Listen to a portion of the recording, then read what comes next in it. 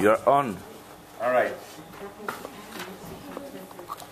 Okay, so the most important thing is my Shalom coffee mug, so I keep get a little caffeine. Boker Tov, everybody. Good morning. Boker. So Boker Tov means good morning, and the reply is Boker or Boker with light. So Boker Tov. So congratulations, everybody, on beginning this journey, and the destination is actually going to be up to everyone. If I want to say this again because this is how we began this discussion. If you want to have a bat mitzvah, whether that be as a joint class, individually, with a friend, like a pair or whatever, great. The most important thing is that, as we talked about the first time, is that I think everybody feels a little bit, you're sort of Jewish, but there's certain questions or certain things that you may not know. And my job is to try to fill in the gaps.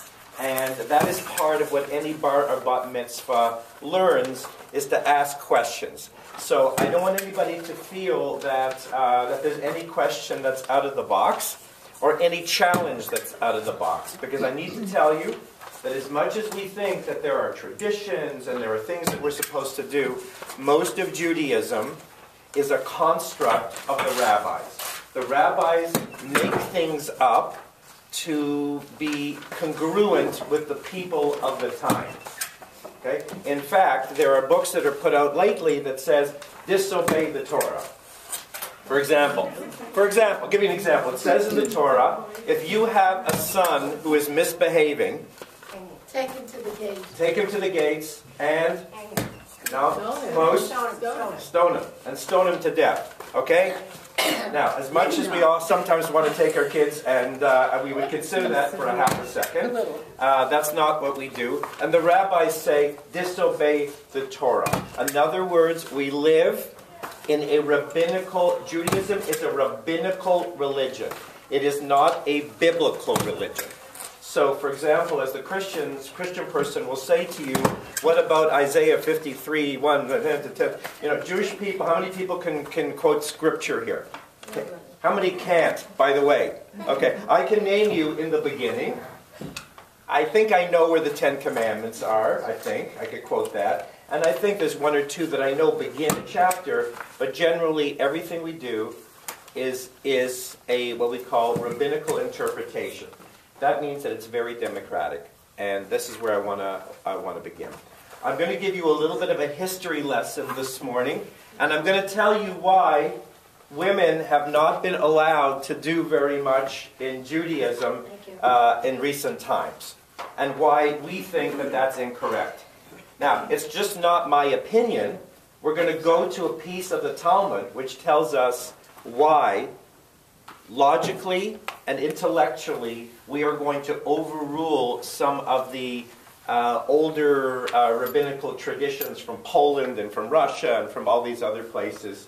But I want to give you a very quick history lesson, first of all, of Judaism. And secondly, I'm going to use phrases like the Talmud, the Mishnah, and some of you have been through this before, but I'm going to go through this very quickly. I don't want anybody to feel that anything that I'm saying is not something that you get 100%. And if you don't, then you raise your hand and you ask me the question. The Cantor and I feel very strongly that one of the reasons why people have drifted so far from Judaism is it feels a lot of the times like there's these secret dances and secret handshakes and stand up, sit down, and do this, do that. And people don't know, and they feel that it's their inadequacy that they haven't learned it properly or whatever. And I'm going to tell you, I don't think it's always been taught properly. So this is why we're a little bit different here. Any questions so far? Raise thine hands if there's a... Yes? Wonderful. You're going to be sorry you asked. No, I am absolutely not. I am absolutely not. So if it's okay for a rabbi to tell you to ignore the Torah or don't do this thing in the Torah, why do we keep repeating in the liturgy that we love the Torah and it is the path to peace when it's all about war and nastiness? So it feels it feels like it's sometimes about war, and it feels sometimes like it's about nastiness, but if we had a debate one day, back and forth, the goodness and the compassion and the kindness outweighs overwhelmingly. It's just that the war sticks in our kishkas so badly that, and we'll talk about the authorship of the Torah another time, but I'll tell you up front that it is my belief that the Torah was not written by God, that the Torah was inspired by God, and the first hard copy of the Torah, it only shows up approximately 23 or 2,400 years ago. That's 1,000 years after the Exodus, when the prophet Ezra shows up after a little time in Babylon and shows up with the hard copy that is the first copy of the Torah that we had. There's Mount Sinai. Nice picture of Mount Sinai there. Okay, 3,400 years ago we received the Ten Commandments, but the first hard copy shows up 2,300 years ago. And there are many who have analyzed the Torah through linguistic computers and voices and grammar. They find 5 or 6 voices, linguistic voices in the Torah, and one of them may have been a woman. So You mean sentence structure? Sentence structure. For example, names of God, sometimes Elohim, right? Sometimes Adonai, right? Yud-He, Vav-He. And what we notice, what's likely happening, I'm wondering a little bit, but what likely happened was that at the time of David and Solomon, 2,000 years ago, 3,000 years ago, excuse me, there was the northern 10 tribes, which we now call the lost tribes, right? The 10 tribes, they were called Israel. There were 2 Jewish countries. One of them was Israel, and one of them was Judah. The top 10 tribes lived in the north, in the Galilee. Everything there is fertile and lush. Everybody been to Israel? What's the difference between the topography around Jerusalem and the difference between the topography around in the Galilee? What's the difference? Hills around Jerusalem, right? Trees. Right, but when you go north, what do you notice? Dirty. It's open and it's gorgeous. It's gorgeous, it's green. So if you were writing the Torah from a northern perspective, a lot of it has to do with agriculture, with fertility, with lushness, with the first fruits, the trees, the vegetables. And if you're down from the north, around Jerusalem, sacrifices, temple, show up, go to shul, sit down, etc., etc. So we have 2 voices of the Torah, the northern voice and the southern voice, and modern scholarship, not your ultra-Orthodox synagogue in Borough Park, but modern conservative Reform scholarship generally says that the Torah, that Ezra, the prophet Ezra, 2,300 years ago, which is really quite recent. It's about 278 or something, 378? 378 o'clock, thank you. Yeah, approximately between 2,400 shows up with the first hard copy of the Torah, and people start to read it where? Outside the gates of Jerusalem. So, for example, where some of you have had your bat mitzvahs or visited along the walls, that's where the first public reading of the Torah took place. I want to just go through a very, very quick theological thing. In the year 2038, approximately, Abraham comes into play. And every time I mention Abraham, we're going to add Sarah, because the authors generally lead with males, and we're going to fix that over time. Abraham has a different view of the world. Everybody before Abraham looked at many gods, right? The god of the sea, the god of the sun, the god of the mountains, physical gods, right? You wanted good agriculture. What do? Right. Pray to the god of, and maybe even if you wanted the god of fertility, some places would even, right, we know this, sacrifice children, sacrifice firstborn, sacrifice. So Abraham comes up with a concept. He is seen as the father of monotheism, an invisible God. That's where we all come from, right? The invisible, the people that worship the invisible God. And I'm sorry, I'll give you very quickly the Idols Are Us story, which basically says that Abraham had a father named Terah who had a idol store, and Abraham, Terah goes off to town. He says, "You're going to look after my store." Abraham starts knocking down all the idols with an axe. And just as the father comes back over the hill, he puts the axe into the last one that's standing, the Muhammad Ali statue, the only one that's left. And the father comes back and says, "No, what did you do?" He says, "Well, he did it, the idol over there." And Terah says, "What are you talking about? These are just idols."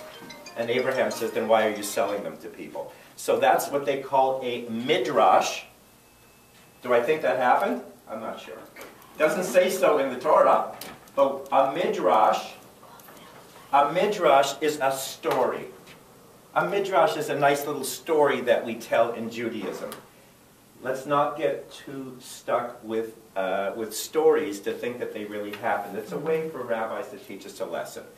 Abraham has a son named Isaac, also Ishmael. They have a son named Jacob. We won't go through the whole Torah right now.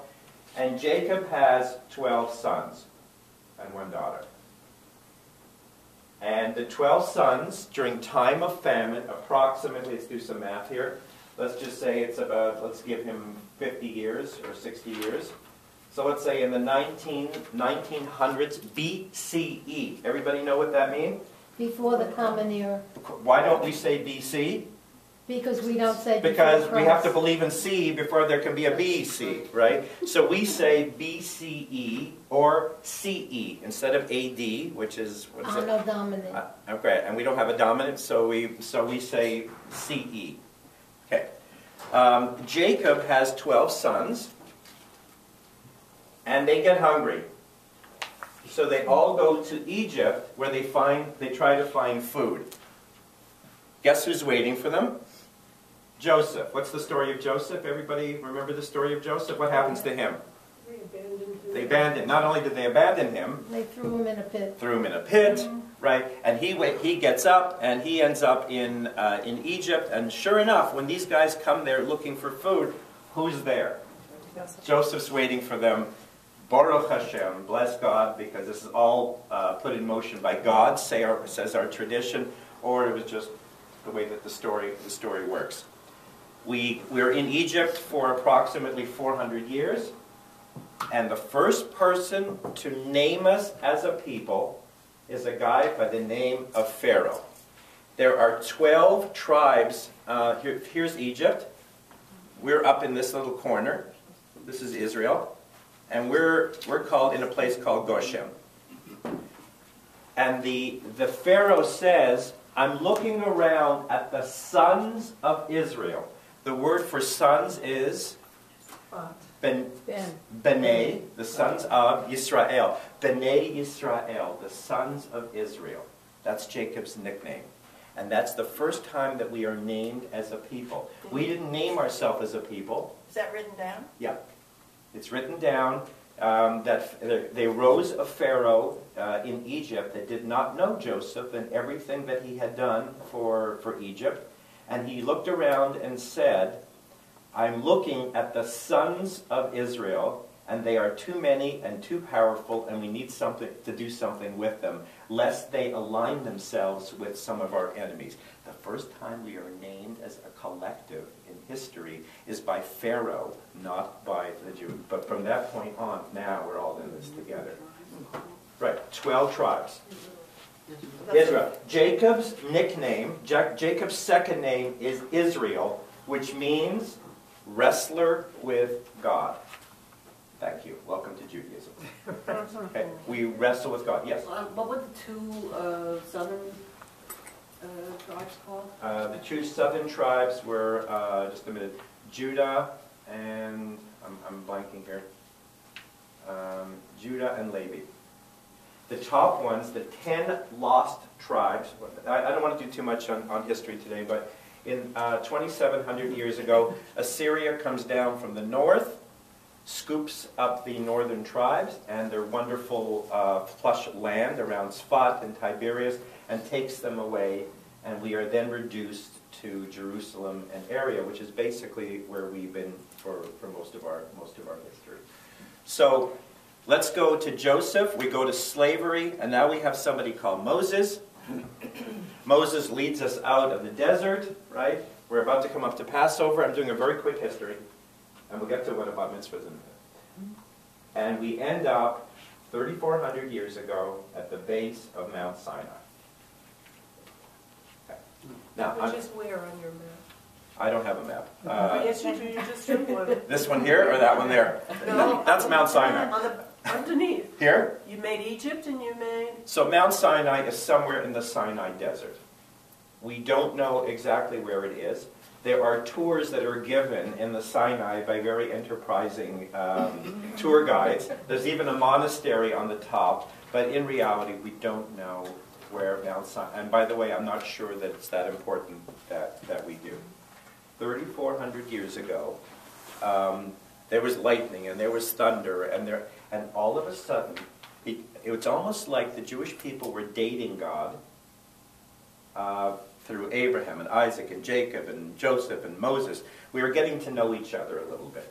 God gets mad at us, we get mad at God, we question God, etc., etc. But as soon as we accept the Torah on Mount Sinai, that's it. We're buddies for life. We are buddies for life. We are locked in together, and it's called an unconditional covenant. God will never leave the Jewish people. Anybody want to argue with me about that one? What do you do with the Holocaust? So, here's the problematic thing, and we'll talk about this at another session, because the Holocaust demands a whole other theological discussion.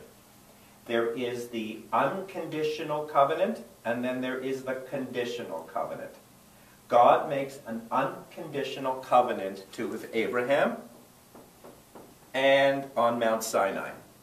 If you do these things, if you are good, if you are ethical, if you believe in an invisible God, if you don't sacrifice, I'm adding a little here, if you don't sacrifice human beings, if you don't worship materialism, I will be your God. And we go through almost a dating period. But in about 3,400 BCE, we accept the Torah, says our tradition, on Mount Sinai. And at that particular point, the unconditional covenant says, we are husband and wife, wife and husband, forever and ever. But there's a conditional covenant, which exists at the core of Jewish theology up to the Holocaust. Because what I'm about to tell you, the Holocaust, you can explain through this filter. If you are good, then God will be good to you.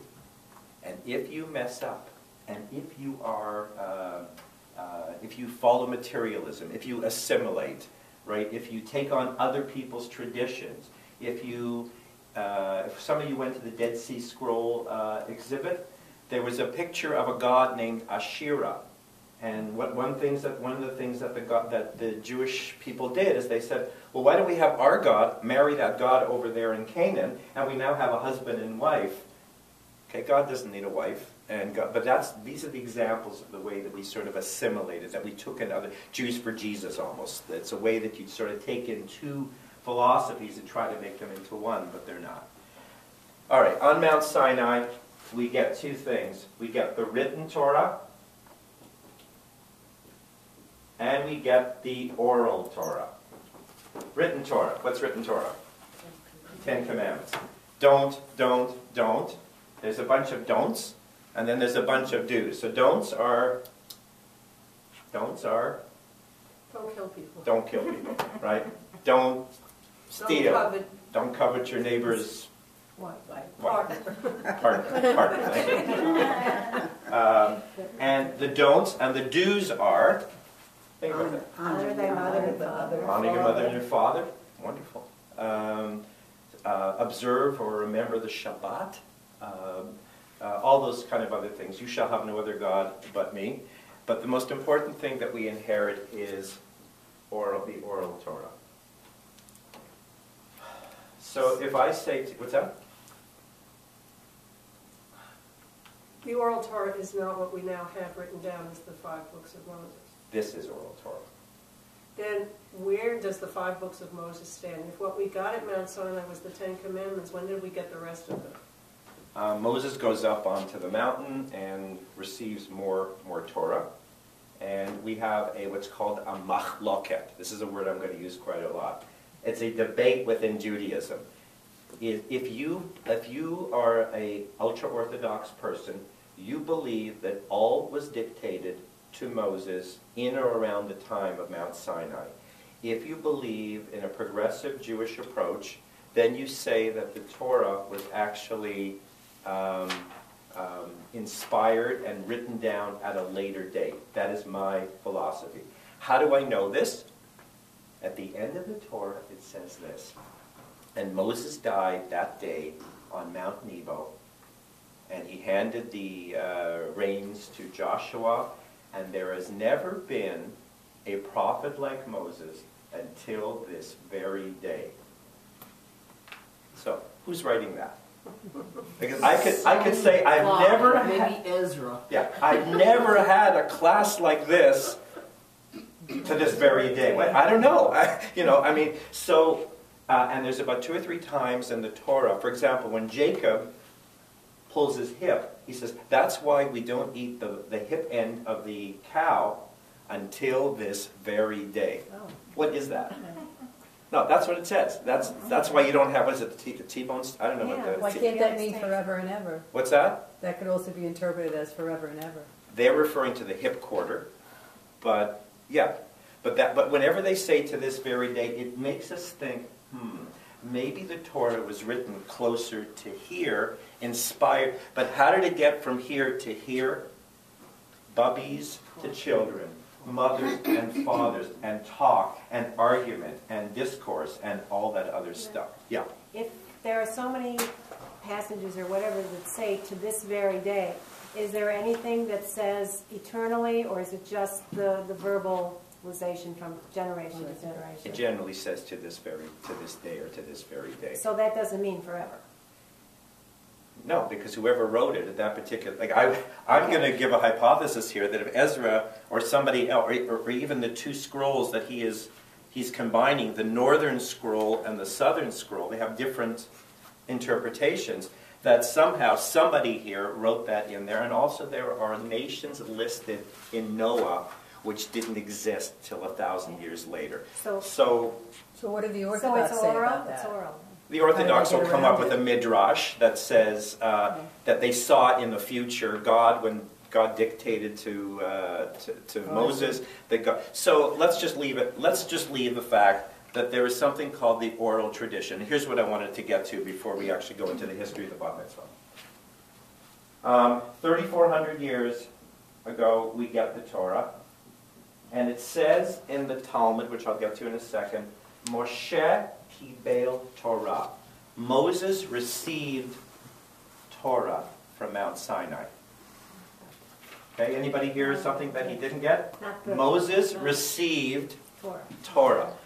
What's the difference between the Torah and Torah? And you tell me. What's the difference between that?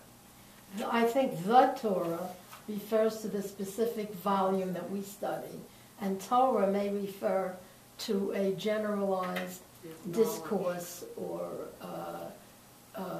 set of oral tradition. My Torah that I received was my grandfather, Nissen Ortenberg, of blessed memory, who taught me, stop spending so much time in synagogue and go out and help me collect underwear for underprivileged children. That's my Torah. That's the Torah that I got from my Zaidi Olav Shalom. Or when I think most of you know the story, when we walked down the street and a drunk walked up to us in Montreal at age 8, and my Zaidi gave him $2, and I said, what are you doing, Zaidi? And he said, 5 people come up to me and I'm sure one of them needs it, and I don't know which one. I'd rather waste $8 to do 2. That's my Torah. And you teach Torah to Dana, and Dana teaches Torah to Danny, and you all teach Torah. That's what you got inside. You've raised a wonderful young man. You teach Torah. You think that you're not teaching heavy Judaism. You're teaching Torah. It's in your kishka. So this oral tradition, I think, goes from, you received it from your parents and your grandparents, and it's in you. And that's called the oral Torah. But the thing was that it was written down. There was a gap between 3400 BCE and approximately, and I'm going to do some erasing here. That's more an ethical Torah that you're speaking of rather than a religious Torah. What I'm giving you something called drash. Drash is interpretation. That's my job. When I give a sermon, right, or at your Passover table, you're giving some drash. You're giving some interpretation. But I see, and conservative Judaism says, it doesn't say Moses got the Torah. Moses got Torah. And Moses passed Torah to Joshua. And Joshua passed it to the elders. And the elders passed it to the Great Assembly, or the Great Assembly passed it to the elders. And the elders passed it to the rabbis. And the rabbis passed it to the grandparents and the parents. And Torah is the #1 thing, even though you can't recite chapter and verse in the Torah. I'm going to tell you, as any of you here, you may not be Moses or Rashi or whatever. Does anybody question whether you have Torah in here somewhere? I'm going to tell you every one of you has Torah in here somewhere. And that's what we're going to focus on as we go. We're going to focus more on the values of Torah and the oral Torah. Time for a history lesson. Okay. All right, so in the 200 CE, anybody know what happens in the year CE, 70 CE? The temple was destroyed. The temple was destroyed. What's left? What's left? The remnants, the wall. Besides the rabbis. Yeah. The remnants are visible. What's the most important remnant that we have that's left? Wall. The wall. Right, okay. So, now, for example, the wall, the temple gets destroyed in approximately 70 CE. What is that? About, what are we talking here? About 2,000 years ago, right? The year after Pompeii. Right. Now, Just to give a here's how Torah works. Why was the temple destroyed? Why? Because one day the Romans got up and said, "These guys are too much trouble." Now, you think the rabbis are going to let this one sit still? No. So they tell a story of what's called Kamsa Bar Kamsa. Kamsa Bar Kamsa. There's 2 guys, and I forget which one it is. I think it's Bar Kamsa. In the 2,000 years ago, has a wedding, and he says to his assistant, "Don't invite," and I get the 2 mixed up. Don't invite Kamsa. Sorry, there's a gentleman who has a wedding, and he says to his guy Friday, "Invite everybody of the town in our circle, but don't invite so and so." Let's say it's Bar Kamsa, but he gets his invitations mixed up, and he invites Kamsa instead of Bar Kamsa. The 2 of them have had a fight in business, and they don't get along, and there's a big party, and all of a sudden the person says, the man says, who's sponsoring the wedding, says, "What is Bar Kamsa doing sitting over there? I told you to get rid of him. Now get him out of my wedding party." So it goes over to says, "Look, I'm sorry, I made a mistake. You have to leave." And Bar Portnoy says, "I'm going to pay for half of the wedding. Look at my wife. She's dancing on the table. She's having such a good time. She's so happy. She doesn't get out much. Let her stay." And he goes back in front of the rabbis, and the guy says, "Get rid of him." Goes back, says, "I'll pay for the entire wedding." Goes back again. "I'll pay for the entire wedding and send them on a Caribbean cruise." And the guy says, "No, get rid of him." And the story continues, but the rabbis say, why was the temple destroyed? Because of senseless hatred amongst Jews. So So the rabbis always try to give us sort of a moral lesson. Again, that's called midrash or drash, and that's where we are. Okay, 270 CE, the temple is destroyed. 200